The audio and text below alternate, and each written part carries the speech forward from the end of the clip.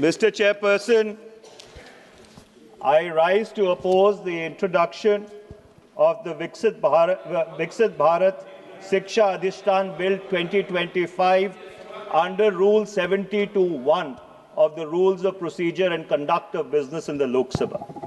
The grounds for the opposition of the bill are as follows. First, the bill results in excessive centralization of higher education and violates the constitutional distribution of legislative competence. While Parliament may legislate under entry 66 of List 1 on coordination and determination of standards, this power is limited and cannot be used to occupy the entire field of legislation. The bill goes far beyond standards and intrudes into administration, affiliation, establishment, and closure of university campuses, their institutional autonomy, matters falling within entry 25 of List 3 and entry 32 of List 2, which covers incorporation and regulation of state universities. Second, the bill suffers from excessive delegation of legislative power.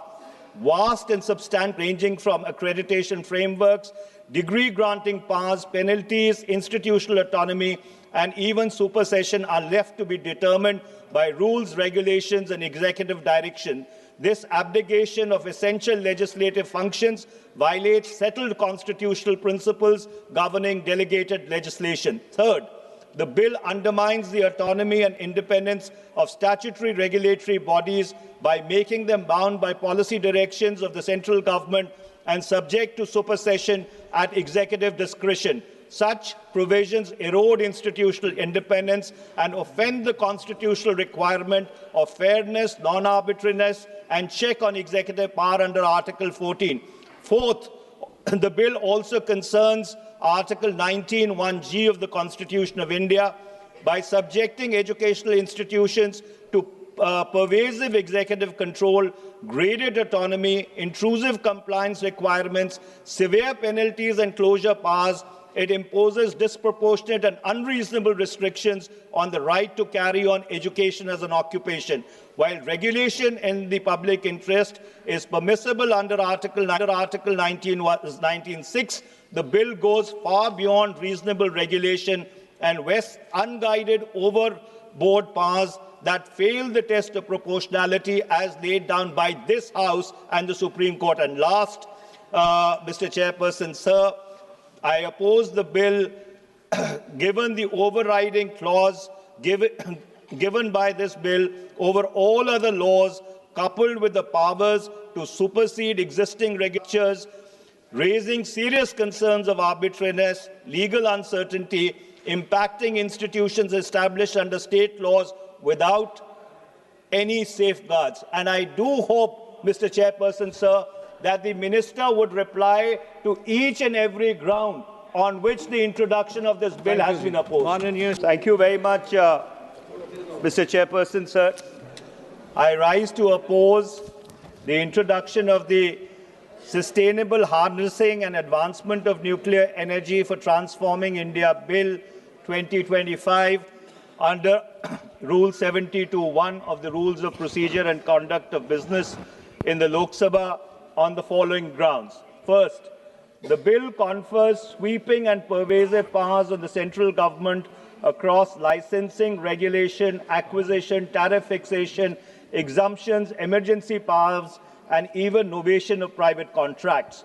Clauses empowering the centre to acquire mines, plants, reactors, substances, and contractual rights by executive action, while compensation determined largely by the government itself raises grave concerns under Article 300A of the Constitution of India and the guarantee against arbitrary deprivation of property.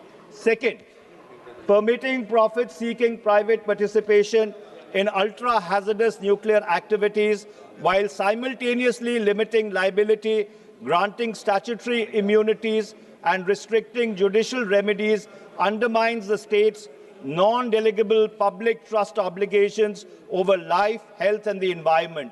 Such an arrangement amounts to an unconstitutional abdication of essential sovereign responsibilities and functions under Article 21 and 48A, where the state is required to act as a trustee and a guarantor, and not merely as a facilitator or a licensor.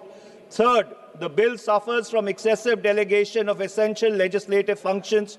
Core policy matters such as liability limits, safety standards, exemptions, regulatory norms, emergency measures, and even amendment of schedules are left to rules, regulations, or notifications issued by the executive.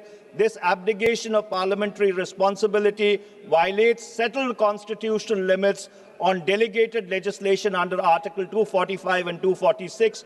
And finally, Mr. Chairperson, sir, the bill concentrates legislative, executive, regulatory, and quasi-judicial powers in the central government and authorities appointed, controlled, and removable by it, including the Atomic Energy Regulatory Board, which needs to be an independent, autonomous statutory regulator.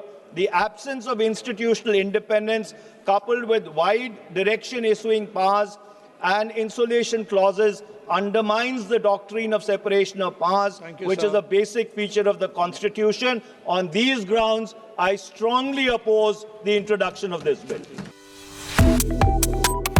Subscribe to One India and never miss an update. Download the One India app now.